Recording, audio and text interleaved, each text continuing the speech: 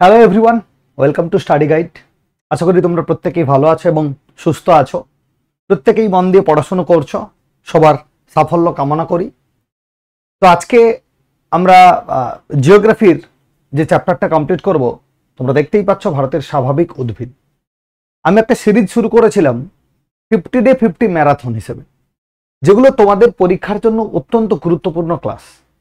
এখান থেকে তোমাদের থিওরিটিক্যাল কনসেপ্ট হবে, সেখান থেকে আমরা বিভিন্নভাবে বিগত বছরের পরীক্ষায় আসা কোশ্চেনগুলোকে সলভ করতে পারবো। শুধু তাই নয়, আমাদের মুখ্য উদ্দেশ্য আপকামিং ওয়েস্টবেঙ্গল পুলিশের যে পরীক্ষা কিংবা কলকাতা পুলিশের যে পরীক্ষা, সেটা এসআই হোক বা কনস্টেবল, তার সঙ্গে সঙ্গে ওয়েস্টবেঙ্গল স্কুল সার্ভিস কমিশনের যে গ্রুপ সি আর ডিএ জিকেজিএস পোর্শনটা আছে, তার জন্য কিন্তু এই ক্লাসগুলো যথেষ্ট গুরুত্বপূর্ণ, যথেষ্ট হেল্পফুল। তোমাদের যদি ভালো লাগে অবশ্যই তোমরা লাইক করবে, কমেন্ট করবে, কোনো সাজেশন দেওয়ার থাকলে অবশ্যই তোমরা কমেন্ট করে জানাবে, কোনো এনকোয়ারি থাকলে অবশ্যই তোমরা কমেন্ট করে জানাবে। তার সাথে সাথে তোমাদের বন্ধু বান্ধব যারা প্রিপারেশন নিচ্ছে তাদেরকে একটু ক্লাসটা শেয়ার করে দিও। ওকে, তো চলো আজকে আমরা একটা ছোট্ট অংশ পড়ব ভূগোলের, দ্যাট ইজ ন্যাচারাল ভেজিটেশন, ভারতবর্ষের স্বাভাবিক উদ্ভিদ। তো দেখো, প্রথমেই বলি এই স্বাভাবিক উদ্ভিদ কথাটার মধ্যে যে ফিলটা আমরা পাচ্ছি সেটা হচ্ছে স্বাভাবিকভাবেই হয়েছে, ন্যাচারালি হয়েছে, কেউ কিন্তু লাগায়নি। যখন আমরা লাগাচ্ছি কোনো গাছকে, সেটাকে আমরা বলবো কৃষি বা এগ্রিকালচার। কিন্তু যখন গাছ নিজের থেকেই হচ্ছে, এত বড় বড় জঙ্গলের কথা যদি আমরা ভাবি, সেগুলো তো নিশ্চয়ই কোনো হিউম্যান লাগায়নি বা কেউ লাগায়নি, সেটা প্রকৃতিতে আপনা আপনি তৈরি হয়েছে। সেই গাছগুলোকে বা সেই বনগুলোকে একত্রে আমরা কি বলছি? ন্যাচারাল ভেজিটেশন, স্বাভাবিক উদ্ভিদ। কেমন? তো চলো এই জায়গা থেকে কিন্তু কিছু গুটি কয়েক ইনফরমেশন আমরা জেনে নেব, যেখান থেকে প্রশ্ন এলে যাতে আমরা সেগুলো সলভ করতে পারি। ওকে, তাহলে আজকে আমাদের আলোচনার বিষয় হচ্ছে ন্যাচারাল ভেজিটেশন অফ ইন্ডিয়া, ভারতবর্ষের স্বাভাবিক উদ্ভিদ। কেমন? তো দেখো, ফার্স্ট অফ অল ভারতের স্বাভাবিক উদ্ভিদের ক্ষেত্রে আমরা যা কিছু পড়ব সেগুলো পূর্ব নির্ধারিত। কিরকম? এই যে তোমরা দেখতে পাচ্ছ জাতিসংঘের পরিবেশ কর্মসূচি, জাতিসংঘের পরিবেশ কর্মসূচি। জাতিসংঘ ব্যাপারটা কি? বলা হয়েছে UNEP, United Nations Environment Programme. এটা একটা আন্তর্জাতিক সংস্থা যারা কি করেছে, যারা এইসব বন নিয়ে গবেষণা করেছে, পরিবেশ নিয়ে গবেষণা করেছে, পরিবেশের যে দূষণ সেটাকে রক্ষা করার ক্ষেত্রেই হোক কিংবা পরিবেশের ভারসাম্য বজায় রাখার ক্ষেত্রেই হোক, একটা থিওরিটিক্যাল কনসেপ্ট দিয়েছে, থিওরিটিক্যাল সিদ্ধান্ত দিয়েছে, যেটা মেনটেন করে চলা উচিত প্রত্যেকটা দেশের ক্ষেত্রে। সেরকমই একটা সিদ্ধান্ত যেটা দেওয়া হয়েছে, কে দিয়েছে? United Nations Environmental Programme. কি বলেছে না, কোন দেশের স্বাস্থ্য পরিবেশের, অর্থাৎ স্বাস্থ্যকর পরিবেশের, এটা একটু টাইপিং মিস্টেক হয়েছে, স্বাস্থ্যকর পরিবেশের জন্য সেই দেশের মধ্যে অন্ততপক্ষে 33% বনভূমি থাকতে হবে। কি বলা হলো? ইউএনইপি বলেছে, অর্থাৎ জাতিসংঘ, যেটা জাতিসংঘের পরিবেশ কর্মসূচি, যেটা জাতিসংঘ মানে ইউনাইটেড নেশনস অর্গানাইজেশন, তারই একটা শাখা সংগঠন হচ্ছে আমাদের পরিবেশ কর্মসূচি, এনভায়রনমেন্ট প্রোগ্রাম। সে বলেছে কি, সার্ভে করে দেখা গেছে এরকম যে যে কোনো দেশের ক্ষেত্রে যদি একটা সুস্থ, স্বাভাবিক, দূষণমুক্ত পরিবেশ রক্ষা করা যায়, সাস্টেন করতে গেলে, সেই দেশের মধ্যে প্রায় 33% বনভূমি থাকবে। অর্থাৎ তার ভূভাগ যদি 100% হয়, তার মধ্যে 33% কি থাকবে? কেবলমাত্র বনভূমি থাকবে, স্বাভাবিক উদ্ভিদ থাকবে, বা যেটাকে আমরা বলছি ন্যাচারাল ভেজিটেশন থাকবে। কেন? কারণ আমরা জানি গাছ আমাদের অক্সিজেন দেয়, শুধু তাই নয়, তার সাথে সাথে আমাদের খাদ্য দেয়, তাই না? শুধু খাদ্যও আবার দেয়, খাদ্য অক্সিজেন যে দেয় তা কিন্তু না, তার সঙ্গে সঙ্গে আমরা গাছ থেকে কাঠ পাচ্ছি, সেই কাঠ থেকে আসবাবপত্র তৈরি হচ্ছে। আমরা খাদ্য তো পাচ্ছি, আবার গাছ যেখানে অরণ্যের মধ্যে যখন থাকছে সেখানে মৌমাছিরা এসে মৌচাক বানাচ্ছে, আমরা অরণ্য থেকে সেই মধু সংগ্রহ করছি। তাহলে যে কোনো ফিল্ডে তোমরা যদি দেখো সেখানে কিন্তু অরণ্যের একটা উপকারিতা রয়েছে। আবার অরণ্য যেখানে রয়েছে তার পার্শ্ববর্তী কোনো জলভাগ যদি থাকে, তার যে জলের ঢেউ এসে স্থলভাগে আছড়ে পড়ছে, ফলে মৃত্তিকা ক্ষয় হচ্ছে, মাটি ক্ষয়ে যাচ্ছে, ভূমিভাগ ধ্বংস হচ্ছে। কিন্তু সেখানে যদি অরণ্য থাকে, তার শেকড় বাকড় ওই মাটিগুলোকে সুন্দর করে আঁকড়ে ধরে রেখে আগলে রেখেছে ভূমিভাগকে। তাই অরণ্যের গুরুত্ব অনেক বেশি। এই অরণ্য আবার ঝড়ের হাত থেকে রক্ষা করে, প্রচন্ড মাত্রায় যে ঝড় আসে তাকে দমন করে, তার গতিবেগটাকে কমিয়ে দেয়। ফলে কি হয়, আমাদের ঘরবাড়িগুলো রক্ষা পায়। অরণ্যের কারণেই কি হয়, বৃষ্টিপাত হচ্ছে। অরণ্যের কারণে কি হচ্ছে, পরিবেশের যে তাপমাত্রা তার একটা ভারসাম্য দেখা দিচ্ছে। বর্তমানে যদি আমরা দেখি, অরণ্য ধ্বংসের কারণে গ্লোবাল ওয়ার্মিং হচ্ছে, ভূপৃষ্ঠের তাপশক্তি আস্তে আস্তে করে বাড়তে শুরু করেছে। আবার ভূপৃষ্ঠের তাপশক্তি যেহেতু বাড়ছে, সেহেতু আমরা দেখছি কি মেরু অঞ্চলের বরফ গলে জলে পরিণত হচ্ছে, জল স্তর উত্তরোত্তর বৃদ্ধি পাচ্ছে। তাহলে এই ঘটনাগুলো যখন আমাদের দৈনন্দিন জীবনে একটা প্রভাব ফেলছে, তাহলে সেই হিসেবে আন্তর্জাতিক কোনো না কোনো সংস্থাকে তো সেই দায়িত্বটা নিতে হবে। তো এরকম দায়িত্ব নিয়েছে কে, ইউনাইটেড নেশনস এনভায়রনমেন্টাল প্রোগ্রাম। তারা সার্ভে করে দেখে বলছে যে না, একটা সুস্থ পরিবেশ বজায় রাখতে গেলে, একটা প্রাকৃতিক পরিবেশের ভারসাম্য রক্ষার্থে 33% বনভূমি থাকা দরকার। 33% উইল বি ন্যাচারাল ভেজিটেটেড এরিয়া। বোঝা গেল বিষয়টা? পরীক্ষায় আসে যে ইউএনইপির মতাদর্শ অনুযায়ী আমাদের কত শতাংশ বনভূমি থাকা দরকার? 33% বনভূমি থাকা দরকার। কিন্তু ভারতবর্ষে এত পরিমাণ বনভূমি নেই, আস্তে আস্তে করে কমেছে। প্রায় কত হয়েছে? 21.67%। আমরা সেটা পড়ব। এই যে ভারতের বনভূমির পরিমাণ কত? 21.71%, প্রায় 22% কাছাকাছি। তাহলে প্রায় 11% মতো বনভূমি কিন্তু ভারতবর্ষে কম রয়েছে।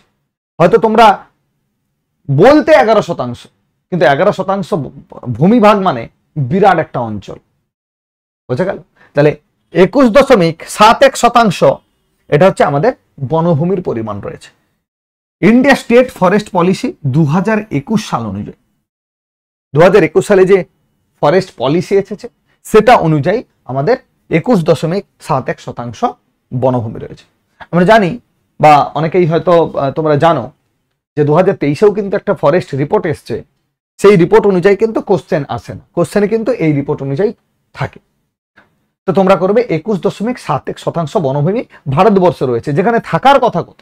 যেখানে থাকার কথা হচ্ছে 33% according to United Nations Environmental Programme. বোঝা গেল? নেক্সট, ইন্ডিয়ার প্রথম ফরেস্ট পলিসি কবে এসেছিল? পরীক্ষাতে এসেছে যে ভারতবর্ষে প্রথম অরণ্য নীতি কবে গৃহীত হয়েছিল, কবে দেওয়া হয়েছিল? তোমরা সালটা করবে কত? 1894। 1894 সালে প্রথম ভারতবর্ষে অরণ্য সম্পর্কিত একটা নীতি বা আইন আনা হয়েছে। 1894 সালটা বুঝতে পেরেছো নিশ্চয়ই? স্বাধীন ভারত নয়, পরাধীন ভারতবর্ষ যখন ইংরেজরা শাসন করছে, ঠিক সেই সময়টা। পরবর্তীকালে যখন ভারত স্বাধীন হলো, অর্থাৎ আফটার 1947, 1952 সালে কি হলো? একটা বননীতি কার্যকর করা হলো। এটাও পরীক্ষাতে এসেছে। 1952-তে স্বাধীন ভারতবর্ষের প্রথম যে অরণ্য নীতি বা বন নীতি, ফরেস্ট পলিসি, সেটা লাগু হয়েছে বা ইমপ্লিমেন্ট হয়েছে কবে? 1952-তে। ভারতে সব থেকে বেশি বনভূমি রয়েছে মধ্যপ্রদেশ। অত্যন্ত গুরুত্বপূর্ণ ইনফরমেশন। এর আগেও আমি কোনো না কোনো ক্লাসে তোমাদের আলোচনা করেছিলাম যে মধ্যপ্রদেশ ভারতবর্ষের ঠিক ম্যাপের মধ্যখানে রয়েছে, এবং এখানে এত পরিমাণ বনভূমি রয়েছে যেখান থেকে অক্সিজেন সাপ্লাই হচ্ছে প্রচুর। যেহেতু মধ্যখানে রয়েছে, তাই এটাকে আমরা বলেছিলাম হার্ট অফ ইন্ডিয়া, ভারতবর্ষের হৃদয় বলেছিলাম। এবার বলবো ভারতবর্ষের ফুসফুসও মধ্যপ্রদেশ। কারণ মানুষের ফুসফুসের কাজ কি? মানুষের ফুসফুসের কাজ হচ্ছে অক্সিজেন গ্রহণ করা এবং শরীর থেকে যে কার্বন ডাই অক্সাইডটা আসে সেটা বাইরে বের করে দাও, এটাই তো ফুসফুসের কাজ।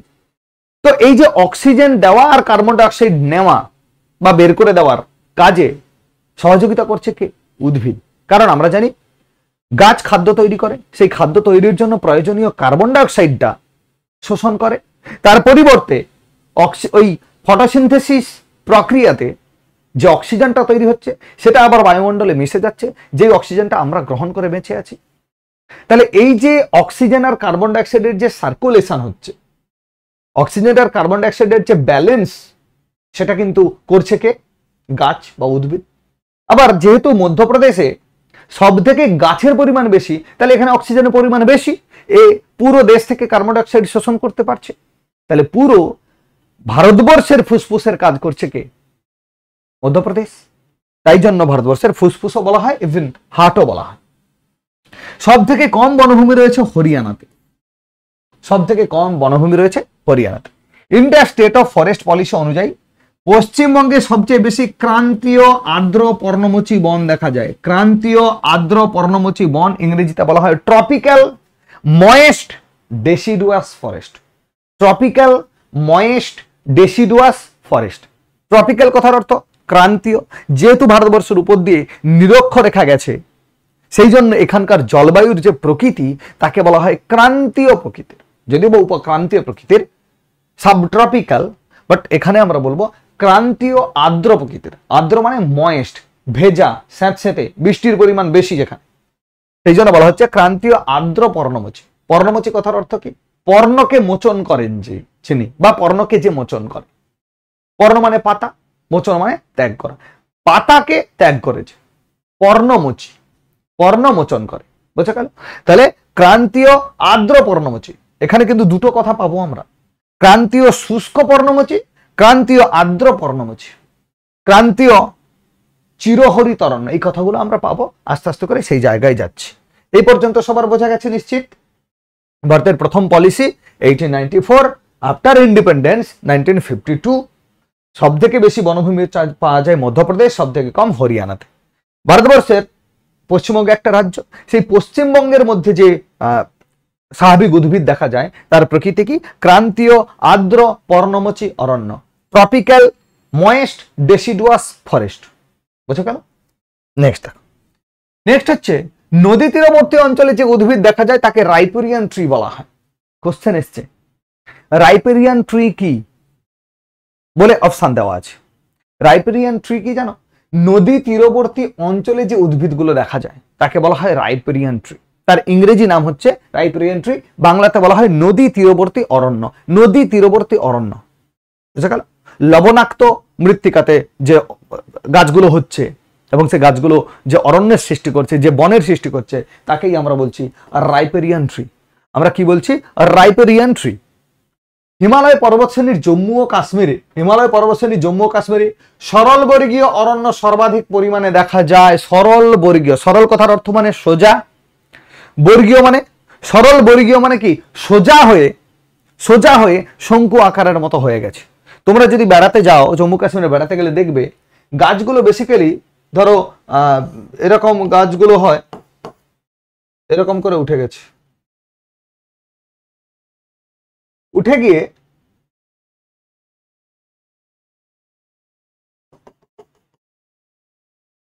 এরকম টাইপের গাছগুলো, বেশিরভাগ গাছগুলো এরকম টাইপ।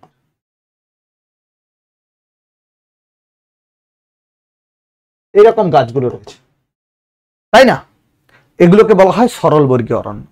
কোথায় দেখা যায় সব থেকে বেশি? সব থেকে বেশি দেখা যাচ্ছে কোথায়? আমাদের জম্মু এবং কাশ্মীরে সরল বর্গীয় অরণ্য সব থেকে বেশি দেখা যাচ্ছে। মধ্যপ্রদেশে, যেটাকে আমরা বললাম heart of India, lungs of India, মধ্যপ্রদেশে বনভূমির পরিমাণ সব থেকে বেশি। এখানে সব থেকে বেশি শাল গাছ পাওয়া যায়। আমরা জানি শাল এবং সেগুন এই সকল কাঠ দিয়ে বা এই সকল গাছের কাঠ দিয়ে যে আসবাবপত্র বানানো হয় তার দাম কিন্তু অনেক বেশি। তাই শাল গাছের গুরুত্বও অনেক বেশি, সেগুন গাছের গুরুত্বও অনেক বেশি। শাল কাঠ তৈরিতে শালের ভূমিকা, আর সেগুন কাঠ তৈরিতে সেগুন গাছের ভূমিকা রয়েছে। তাহলে শাল কাঠের যেখানে মূল্য অনেক বেশি, তাহলে তার কথা বা তার ইনফরমেশনটা তো আমাদেরকে মনে রাখতে হবে। তাই না? মধ্যপ্রদেশেই সব থেকে বেশি শাল গাছ পাওয়া যায়। কি পাওয়া যায়? মধ্যপ্রদেশেই সব থেকে বেশি শাল গাছ পাওয়া যায়। ওকে, মনে থাকবে সব এগুলো। চন্দন গাছ, চন্দন গাছ তোমরা নিশ্চয়ই ওই মুভিটা দেখেছো আল্লু অর্জুনের, যেটা চন্দন কাঠ নিয়ে। মুভিটার নাম এই মুহূর্তে আমি খেয়াল করতে পারছি না। তোমরা কারা কারা মুভিটা দেখেছো তোমরা অবশ্যই কমেন্ট করে আমাকে জানাবে। সেটা হচ্ছে আল্লু অর্জুনের একটা মুভি যেটা শুধুমাত্র ওই লাল চন্দনের উপর ডিপেন্ড করে, পুষ্পা 2। ঠিক আছে, তোমরা দেখেছো হয়তো মুভিটা। লাল চন্দন নিয়ে সে কত রকম ফিরিস্তি, কত রকম কিছু করে মোটামুটি লাল চন্দনের চুরি বা স্মাগলিংটাকে দেখানো হয়েছে। সেই চন্দন গাছ দক্ষিণ ভারতের কর্ণাটকে সব থেকে বেশি পাওয়া যায়। চন্দন গাছ বহুমূল্য গাছ, যার জন্যই এই ধরনের মুভিতে দেখানো হয়েছে। কোথায় পাওয়া যায়? কর্ণাটকে। অত্যন্ত গুরুত্ব ইনফরমেশন, আমি বারবার করে বলছি, এগুলো সব স্টার মার্ক করে নাও, এগুলো সব স্টার মার্ক করে নাও। সর্বাধিক শাল গাছ কোথায় দেখা যায় ভারতবর্ষের? তোমরা উত্তর করবে মধ্যপ্রদেশ। যদি বলে সর্বাধিক চন্দন গাছ কোথায় দেখা যায়, তোমরা কি করবে? কর্ণাটক। বন অনুসন্ধান কেন্দ্র বা অরণ্য অনুসন্ধান কেন্দ্র, ফরেস্ট রিসার্চ সেন্টার, ভারতবর্ষের ফরেস্ট রিসার্চ সেন্টার, বন অনুসন্ধান কেন্দ্র বা বন গবেষণা কেন্দ্র কোথায় রয়েছে? উত্তরাখণ্ডের দেরাদুনে। This is also another vital information.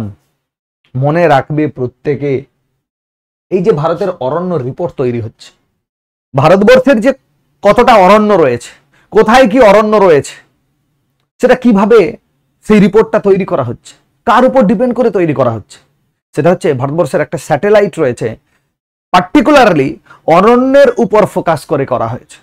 সেই উপগ্রহটার নাম কি? সেই উপগ্রহটা হচ্ছে LIS-3। এটাও খুব ভাইটাল ইনফরমেশন। LIS-3 উপগ্রহের মধ্য দিয়ে কি করা হয়? ভারতবর্ষের যে অরণ্য তার রিপোর্ট তৈরি করা হয়। ভারতবর্ষের অরণ্যের রিপোর্ট তৈরি করা হয় কার মাধ্যমে? LIS-3 উপগ্রহের মাধ্যমে। অর্থাৎ LIS-3 শুধুমাত্র অরণ্যের ছবিগুলোকে ক্যাপচার করে, সেগুলোকে অ্যানালিসিস করে দেখা যায় কোথায় কি ধরনের অরণ্য রয়েছে, কোথায় সরলবর্গীয় অরণ্য, কোথায় শাল গাছের সংখ্যা বেশি, কোথায় সেগুন গাছের সংখ্যা বেশি, এগুলো দেখা হচ্ছে। কোথায় ম্যানগ্রোভ, কোথায় পর্বতীয় বন, এগুলো আমরা দেখতে পাই। বোঝা গেল? LIS-3। ভারতের যে রাজ্যে সর্বাধিক অরণ্য ধ্বংস হয়েছে, কোথায় ধ্বংস হয়েছে? অরুণাচল প্রদেশ। সব থেকে বেশি বনভূমি ধ্বংস হয়েছে অ্যাকর্ডিং টু 2023 রিপোর্ট। অরুণাচল প্রদেশে সব থেকে বেশি বন ধ্বংস করা হয়েছে। সব থেকে বেশি বনভূমি যুক্ত শহর, পরীক্ষায় পড়েছে, ফ্যাকচুয়াল ডাটা। সব থেকে বেশি বনভূমিযুক্ত শহর কোনটা? রাজ্য নয়, শহর। দিল্লি। দিল্লিতে কিন্তু বনভূমি সব থেকে বেশি। তাহলেও এখানে কিন্তু প্রচুর পলিউশন রয়েছে, প্রচুর পলিউশন রয়েছে। সব থেকে কম বনভূমিযুক্ত শহর আমাদের কলকাতা। আমাদের কলকাতাতে যে বনভূমির পরিমাণ রয়েছে সেটা অত্যন্ত কম। তাই সব থেকে কম বনভূমিযুক্ত শহর যদি বলা হয় কলকাতা, অপশানে থাকবে কলকাতা। তোমরা কলকাতা। নেক্সট, সর্বাধিক বনভূমিযুক্ত টাইগার রিজার্ভ পরীক্ষায় এসছে। কারণ আমরা বন যখন পড়বো এর কিন্তু স্ট্যাটিক পার্ট আছে। স্ট্যাটিক পার্ট যখন আমি পড়াবো সেখানে কিন্তু তোমাদেরকে বলবো স্ট্যাটিক পার্টে কি কি আছে। যদি আমরা এই অংশটাকে আলাদা করে দিই, স্ট্যাটিকে আমরা কি পাবো? স্ট্যাটিকের মধ্যে কিছু অ্যাডিশন হচ্ছে, খানিকটা ডাইনামিকও হচ্ছে। স্ট্যাটিকের মধ্যে আমরা কি পাবো? আমরা পাবো জাতীয় উদ্যান, ন্যাশনাল পার্ক বলা হচ্ছে। কি বলা হয়? ন্যাশনাল পার্ক, দ্যাট ইজ জাতীয় উদ্যান। এরপরে যেটা আমরা আসবো অভয়ারণ্য। অভয়ারণ্য। এরপরে যেটা আমরা পাবো সেটাকে আমরা বলি বায়োস্ফিয়ার রিজার্ভ।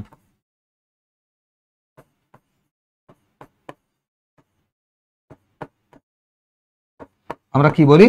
Biosphere reserve. আমরা বলি বায়োস্ফিয়ার রিজার্ভ। এগুলো সব বনের প্রকৃতি, কোথাও সংরক্ষণ করা হয়েছে, সেখানে অরণ্যের মধ্যে যে জীবজন্তু রয়েছে তাকে সংরক্ষণ করা হয়েছে, এই জায়গাগুলো। জাতীয় উদ্যান, অভয়ারণ্য, বায়োস্ফিয়ার রিজার্ভ, যেখানে বাঘ সংরক্ষণ করা হয়েছে আলাদা করে, তাকে আমরা বলছি টাইগার রিজার্ভ। এগুলো কিন্তু আমরা পড়বো। আমরা জীব বৈচিত্র্যের ক্ষেত্রে হটস্পটের কথা জানবো, এই অরণ্য সম্পর্কিত হটস্পটের কথা আমরা জানবো। ওকে, রামসর সাইটের কথা পরিবেশেও আছে, আমি স্ট্যাটিক পার্টে সেগুলো তোমাদেরকে পড়াবো, কোনো চিন্তার কোনো ব্যাপার নেই। কোনো চিন্তা করবে না।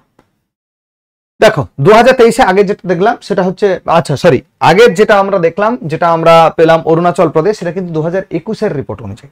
বর্তমানে 23-এর রিপোর্ট অনুযায়ী যদি বলে সেখানে কি, আচ্ছা সর্বাধিক বনভূমিযুক্ত টাইগার রিজার্ভ কোথায়? পাক্কে টাইগার রিজার্ভ, যেটা অরুণাচল প্রদেশ। কোথায়? অরুণাচল প্রদেশে অবস্থিত। কি আমাদের ব্যাঘ্র সংরক্ষণ কেন্দ্রের নাম কি? পাক্কে টাইগার রিজার্ভ বা পাক্কে বাঘ সংরক্ষণ কেন্দ্র, যেটা অরুণাচল প্রদেশে অবস্থিত। সেখানেই আমরা কি দেখবো? সর্বাধিক বনভূমি আছে। আচ্ছা, অর্থাৎ টাইগার রিজার্ভের দিক থেকে কিন্তু বনভূমি সব থেকে বেশি আছে কোথায়? পাক্কে টাইগার রিজার্ভ। সর্বাধিক অরণ্য বৃদ্ধি পেয়েছে অ্যাকর্ডিং টু 2023 রিপোর্ট ছত্তিশগড়, সব থেকে বেশি ছত্তিশগড়ে। সর্বাধিক বনভূমি হ্রাস পেয়েছে অ্যাকর্ডিং টু 2023 রিপোর্ট মধ্যপ্রদেশে কিন্তু বনভূমির পরিমাণ অনেকটাই কমে গেছে 2023-এর রিপোর্ট অনুযায়ী দেখা যাচ্ছে। ভৌগোলিক এলাকার শতাংশ হিসাবে, ভৌগোলিক এলাকার শতাংশ, অর্থাৎ কোন রাজ্য বা কেন্দ্রশাসিত প্রদেশ তার যে ভৌগোলিক এলাকা তার মধ্যে কত শতাংশ বনভূমি আছে, সেই বিচারে যদি আমরা দেখি তাহলে সব থেকে বনভূমির পরিমাণ কোথায় আছে বেশি? লাক্ষাদ্বীপ কোথায়? আরব সাগরের অবস্থিত, ভারতবর্ষের একটা দ্বীপপুঞ্জ লাক্ষাদ্বীপ। সেখানে কি ভৌগোলিক ক্ষেত্রে বিচারে বা শতাংশের বিচারে সব থেকে বেশি বনভূমি পাওয়া যাচ্ছে লাক্ষাদ্বীপে। ওকে, আর একটা জিনিস আমাদের পরীক্ষার জন্য খুব ইম্পর্টেন্ট, যেটা আমাদের রাজ্যের ক্ষেত্রে খুব ইম্পর্টেন্ট, সেটা হচ্ছে যৌথ বন ব্যবস্থাপনা। সেটা কোথায় রয়েছে? পশ্চিমবঙ্গের মেদিনীপুর জেলার আড়াবাড়িতে রয়েছে যৌথ বন ব্যবস্থাপনা। এটা কিন্তু সত্যিই খুব মানে ভাইটাল ইনফরমেশন, খুব ভাইটাল। এখান থেকে কোশ্চেন কিন্তু আসার সম্ভাবনা রয়েছে। যৌথ বন ব্যবস্থাপনা, যেটা আমাদের পশ্চিমবঙ্গেই লাগু করা হয়েছে, এইরকম একটা পরিকল্পনা নেওয়া হয়েছে। সেটা কোথায়? আড়াবাড়ি মানে সেটা মেদিনীপুর জেলাতে অবস্থিত, পশ্চিম মেদিনীপুর বেসিক্যালি।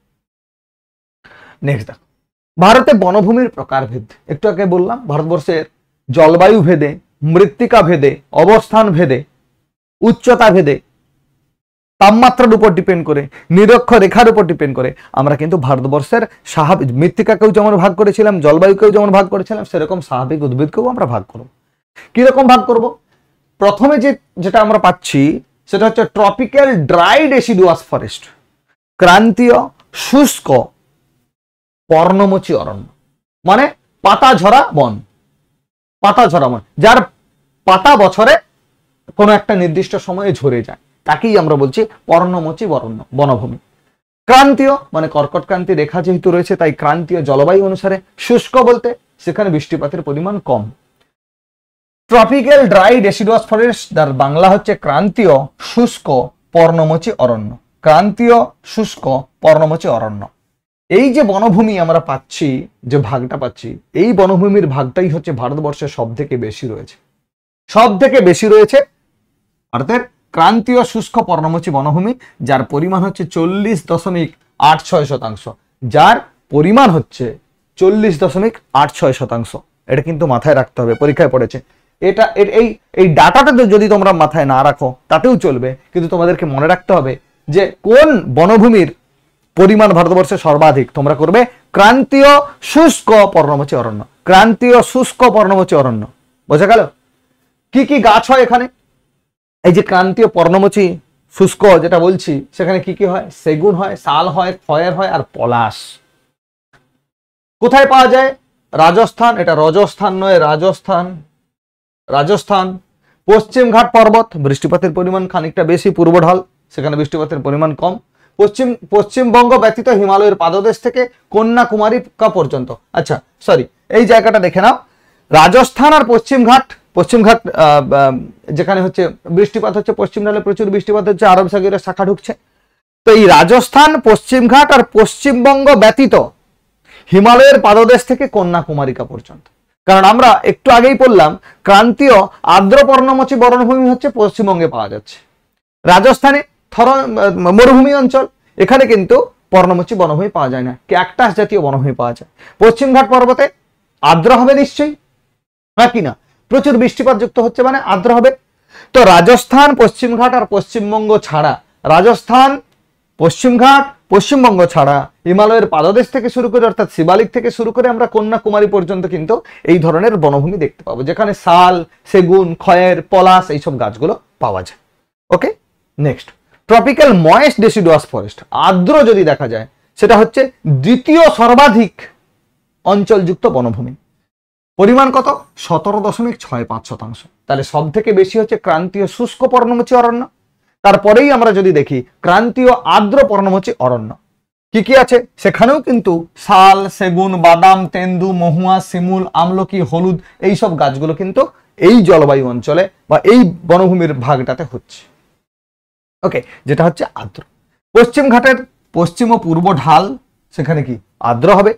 শিবালিক পর্বত শ্রেণী, তার উপরে যে গাছগুলো রয়েছে, মণিপুর, মিজোরাম, মধ্যপ্রদেশ, ছত্তিশগড়, ওড়িশা এই জায়গাগুলোতে কিন্তু এই ধরনের গাছের প্রাধান্য দেখা যায়।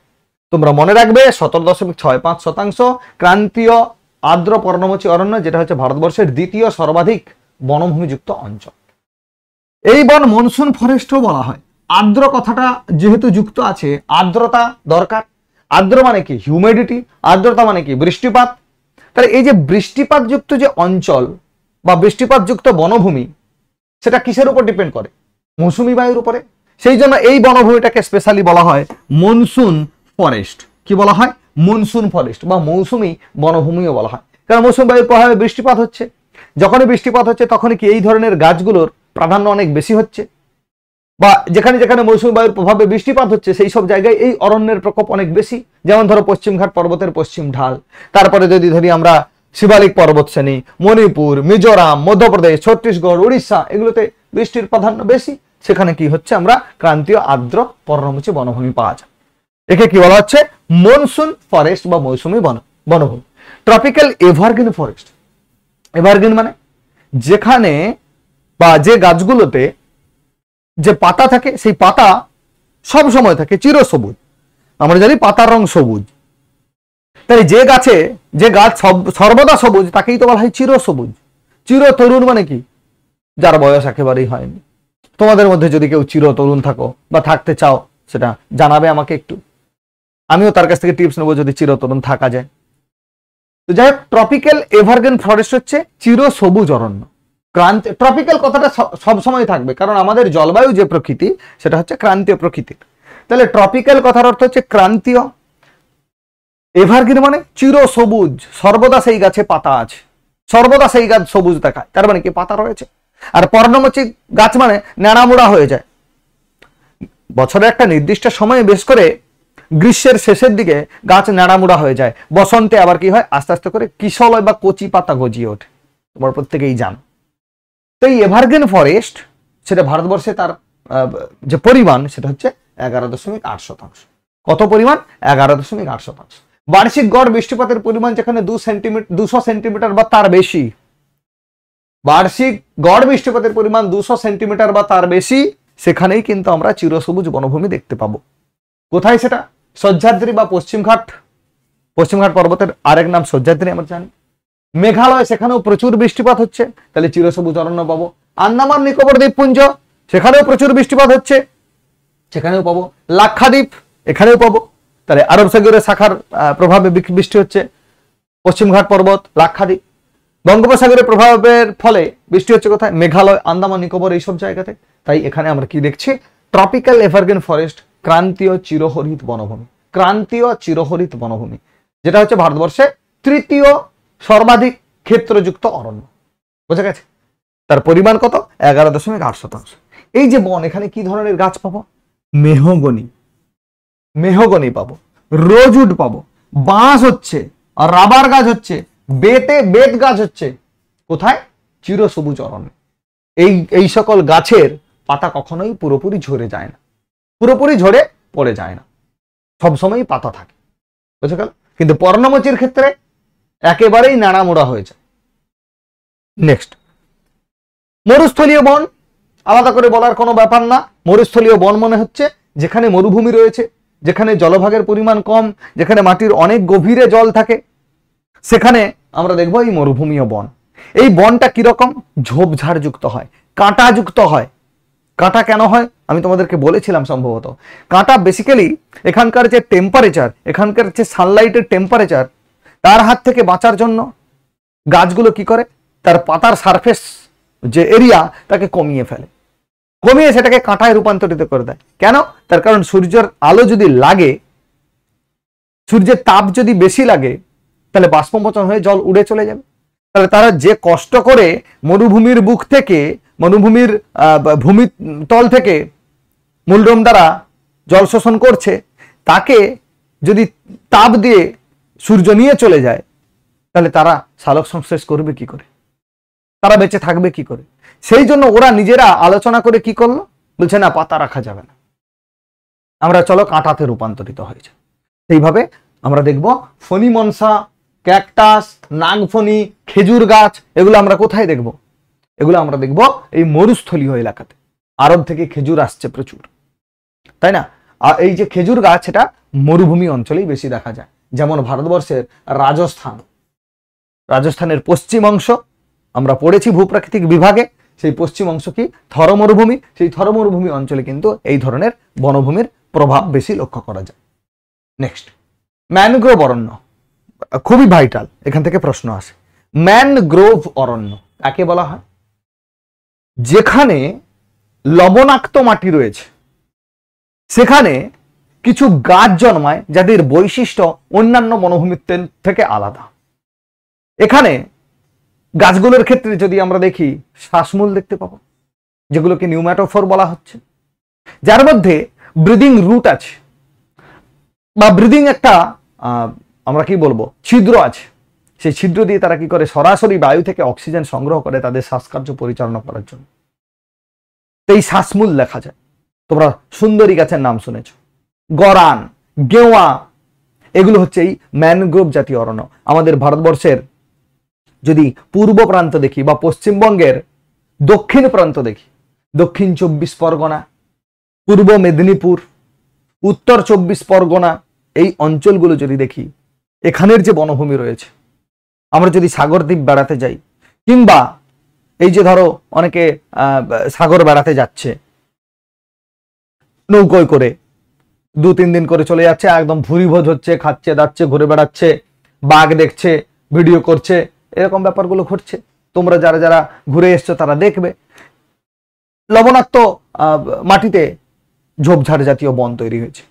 এগুলোকেই বলা হচ্ছে ম্যানগ্রোভ অরণ্য।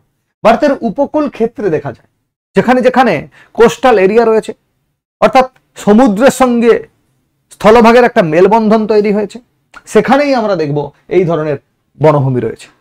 যেমন আন্দামান নিকোবর। পশ্চিমবঙ্গ সব থেকে প্রিন্টিং মিস্টেক, সব থেকে বড় ম্যানগ্রোভ অরণ্য হচ্ছে সুন্দরবন।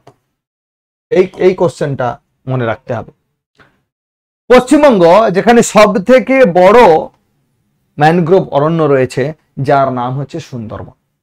যদিও বা এই সুন্দরবনের বেশিরভাগ অংশটাই কিন্তু বাংলাদেশে চলে গেছে। বুঝে গেল? সুন্দরবনের বেশিরভাগ অংশটা বাংলাদেশে চলে গেছে। তার কারণ হচ্ছে এই যে পদ্মা নদী অর্থাৎ গঙ্গা ফারাক্কার কাছে দুটো ভাগে ভাগ হয়ে গেছে, শাখা নদীতে বিভক্ত হয়ে গেছে। একটা ভাগীরথী নাম নিয়ে ভারতবর্ষের দিকে এসছে, আর একটা পদ্মা নাম নিয়ে কোথায় গেছে? বাংলাদেশে চলে গেছে। ওই যে নদী এসে সমুদ্রের সঙ্গে মিলিত হচ্ছে যে অঞ্চলটা, যে মোহনা অঞ্চলটা, সেখানেই সুন্দরবন বা সেখানে ম্যানগ্রোভ জাতীয় অরণ্যের প্রকোপ অনেক বেশি। আর সেই অঞ্চলটা যেটাকে আমরা সুন্দরবন বলছি, সেই সুন্দরবনের এরিয়া ওয়াইজ যদি দেখা যায়, ভারতবর্ষে যতটা অংশ রয়েছে তার থেকেও বেশি অংশ চলে গেছে বা বেশি অংশ আছে বাংলাদেশে। বোঝা গেল? তাহলে সব থেকে বড় ম্যানগ্রোভ অরণ্য কোথায়? সুন্দরবন। উড়িষ্যা হচ্ছে দ্বিতীয় সব থেকে বড়, যেটা হচ্ছে ভিতরকণিকা। উড়িষ্যা আমরা জানি কোস্টাল প্লেনে অবস্থিত। তোমরা ইন্ডিয়ার ম্যাপটা যদি খানিকটা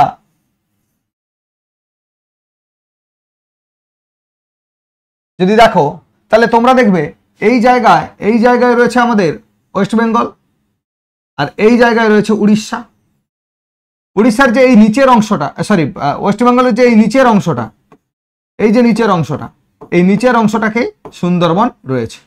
এদিকে তারপরে এদিকে আছে বাংলাদেশ, সেই জন্য এই অঞ্চলটা বাংলাদেশের ক্ষেত্রে চলে গেছে। বাংলাদেশের কাছে রয়েছে। এই যে নিচের অংশটা সুন্দরবন, এইটা ওয়েস্ট বেঙ্গল আর বাংলাদেশ, এইরকম জায়গাটা আগে তো বাংলাদেশ ভারতবর্ষেই মধ্যেই ছিল। তো এই যে পুরো অংশটা এটাই কিন্তু সুন্দরবন। তাহলে উড়িষ্যাও উপকূল রেখাতে অবস্থিত। উড়িষ্যা যেহেতু উপকূল রেখাতে অবস্থিত, তাই উড়িষ্যার যে ম্যানগ্রোভ অরণ্য সেটা হচ্ছে ভারতবর্ষের দ্বিতীয় বৃহত্তম বা সর্বাধিক ম্যানগ্রোভ অরণ্য। প্রথম হচ্ছে সুন্দরবন, মনে রাখবে এই দুটো পয়েন্ট মনে রাখবে। পশ্চিমবঙ্গ ম্যানগ্রোভের দিক থেকে প্রথম, উড়িষ্যা ম্যানগ্রোভের দিক থেকে দ্বিতীয়। যদি বলা হয় পশ্চিমবঙ্গের কোথায় ম্যানগ্রোভ বনভূমি দেখা যায়, তোমরা ধাই করে উত্তর করবে সুন্দরবন। ওকে, নেক্সট পর্বতীয় বন। পর্বতীয় বন মানে তোমরা বুঝতে পেরেছ, পাহাড়ে যদি কেউ বেড়াতে যাও, সে জম্মু কাশ্মীর হতে পারে, উত্তরাখণ্ড হতে পারে, কিংবা সিকিম হতে পারে, কিংবা আমাদের দার্জিলিং উত্তরবঙ্গ হতে পারে, তোমরা সেখানে গিয়ে দেখবে পাহাড়ের উপরে কিছু বনভূমি রয়েছে যার প্রকৃতি অন্যান্য বনভূমির তুলনায় আলাদা, তাকেই আমরা বলছি মাউন্টেন ফরেস্ট। এবার যদি তোমরা পাহাড়ে বেড়াতে যাও, দেখবে যখন গাড়িতে করে যাচ্ছ, একটা পাহাড়ের স্তর শেষ হচ্ছে, আবার একটা পাহাড়ের স্তর শুরু হচ্ছে। অর্থাৎ তার কোন একটা পাহাড়ের উচ্চতা শেষ, তারপর তার পাশে যে পাহাড়টা আরো উপরে উঠে গেলে তোমরা দেখবে নিচে একটা পাহাড়ের স্তর রয়ে গেছে, তার উপরে আর একটা পাহাড়ের স্তর রয়ে গেছে, তার উপরে আর উঠলে আর একটা পাহাড়ে একেবারে চূড়ায় চলে গেছে। এরকম 3-4-5টা ধাপ দেখতে পাবে। এই 3-4-5টা ধাপের যে বনভূমি, তার প্রকৃতি কিন্তু আস্তে আস্তে করে পরিবর্তন হয়ে গেছে। অর্থাৎ উচ্চতা ভেদে অরণ্য বা গাছের প্রকৃতি পরিবর্তন হয়েছে। যে অরণ্যগুলো আমরা দেখতে পাবো, নিচের স্তরে একরকম বনভূমি, তার উপরের স্তরে আরেক রকম বনভূমি, তার উপর স্তরে আরেক রকম বনভূমি আমরা দেখতে পাবো। কিরকম দেখবো, কোন কোন উচ্চতা?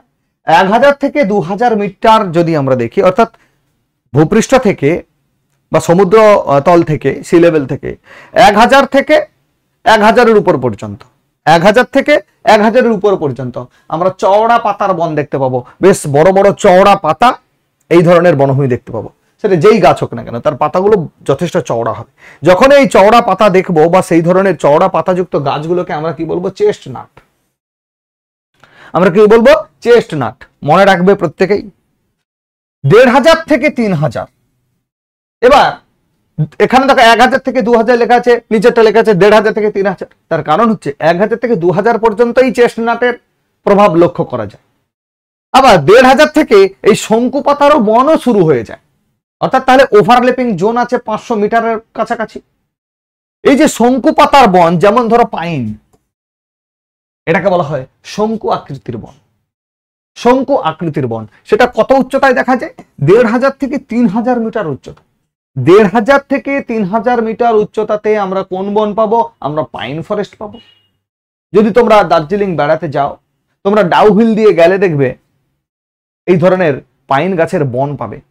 যেই ডাউহিল একটা ভুতুড়ে এলাকা নামে পরিচিত, প্যারানরমাল অ্যাক্টিভিটি হয় এখানে। তোমরা যদি নেটে সার্চ করো দেখতে পাবে। যারা যারা উত্তরবঙ্গ বেড়াতে যাওয়ার কথা ভাবছো এখন, বা পুজোর সময় যাবে ভাবছো, নেটে একটু সার্চ করবে। যারা দার্জিলিং বেড়াতে যাচ্ছ, ডাউহিলের উপর দিয়ে যখন যাবে, কার্শিয়াং এর উপর দিয়ে, ওই এলাকাটা কিন্তু আমাদের প্যারানরমাল অ্যাক্টিভিটি দেখা যায়, ভুতুড়ে কাণ্ড ঘটে, বা মোস্ট হন্টেড প্লেস হিসেবে one of the haunted place, most haunted place. তোমরা কিন্তু কার্শিয়াংয়ে ডাউহিল পাবে। নেটে সার্চ করে দেখবে, ওইখান দিয়ে কিন্তু তোমরা কার্শিয়াংয়ের উপর দিয়ে যাবে। যদি কোনো এজেন্ট ধরে যাও, তোমরা কিন্তু এই রাস্তা দিয়ে যাওয়ার চেষ্টা করবে। দারুণ একটা ফিলিংস হবে, চারিদিকটা কুয়াশায় ভর্তি একেবারে, তার মধ্যে পাইন ফরেস্ট, খুব সুন্দর লাগবে। এই যে পাইন ফরেস্ট, সেটা কোথা থেকে শুরু হচ্ছে? 1500 থেকে 3000 মিটার উচ্চতা থেকে শুরু হচ্ছে। এবার যদি আমরা আরো উপরে উঠে যাই, 3000 মিটারের উপরে, 3000 মানে নিশ্চয়ই তোমরা বুঝতে পেরেছো 3 কিলোমিটার উপরে উঠে গেছি। উপর দিকে 3 কিলোমিটার উঠে গেছি। উপর দিকে যদি আমরা 3 কিলোমিটার উঠে যাই, সেখানে দেখবো আলপীয় বনভূমি বা আলপাইন ভেজিটেশন বা আলপাইন ফরেস্ট আমরা দেখতে পাবো। আলপাইন ফরেস্ট তাহলে কত উচ্চতায়? 3 কিলোমিটার উচ্চতায়। 1.5 কিলোমিটার গেলে আমরা কি পাবো? শঙ্কু আকৃতির বন পাবো। আমরা 3000 থেকে যদি আমি নামি, 3000-এ আমরা পাচ্ছি আলপাইন ফরেস্ট। 2000 পর্যন্ত যে অঞ্চলটা, 1500 থেকে 2000 মিটার, এই অঞ্চলটাতে আমরা কি পাচ্ছি? শঙ্কু আকৃতির বন, যেখানে পাইন ফরেস্ট গুলো পাবো। তারপরেই যখন আমরা 1000 মিটার পর্যন্ত চলে আসছি, সেখানে আমরা কি পাবো? চেস্ট নাট বা বড় বড় পাতার বন আমরা দেখতে পাবো। এই জায়গাগুলো আমাদেরকে কিন্তু সুন্দরভাবে খেয়াল করতে হবে। ওকে, তাহলে এই হচ্ছে আমাদের টোটাল বনভূমি। বনভূমি থেকে খুব একটা কঠিন কোশ্চেন আসে তেমনটা নয়। এখানে তোমরা মাথায় রাখবে সব থেকে বনভূমি কোথায় বেশি, সব থেকে কম কোথায়, ভৌগোলিক ক্ষেত্রের বিচারে কোথায় বেশি, ভৌগোলিক ক্ষেত্রের বিচারে কোথায় কম, মানে যেটা লেটেস্ট রিপোর্ট আছে সেটা হিসাবেও থাকতে পারে, বা কত শতাংশ বনভূমি থাকা দরকার আর কত শতাংশ ভারতবর্ষে আছে, এই জায়গাগুলো দেখবে। তার সঙ্গে স্বাভাবিক যে অরণ্য রয়েছে, স্বাভাবিক উদ্ভিদ রয়েছে, সেটা যে প্রকারভেদ, তার সব থেকে বেশি আছে কোন প্রকারের উদ্ভিদ, তোমরা সেটাও করতে পারবে। দ্বিতীয় সর্বাধিক স্বাভাবিক উদ্ভিদ যুক্ত অরণ্য যদি বলা হয়, সেটাও তোমরা করতে পারবে। বোঝা গেল বিষয়টা? তো স্বাভাবিক উদ্ভিদ এর বাইরে আশা করি পড়ার দরকার আছে বলে মনে হয় না। এই ক্লাসটা তোমাদের সাফিসিয়েন্ট, মোর দেন সাফিসিয়েন্ট বলতে পারি। এর বাইরে তোমাদের কোশ্চেন আসবে না। এরপর যখন কোশ্চেন আলোচনা করবো দেখবে তোমরা ঝটপট সব উত্তর দিতে পারছো। কেমন? সবাই ভালো থাকবে, সবাই সুস্থ থাকবে, সবাই পড়াশোনাটা কন্টিনিউ করবে। আজকে এখানে শেষ করছি। টাটা।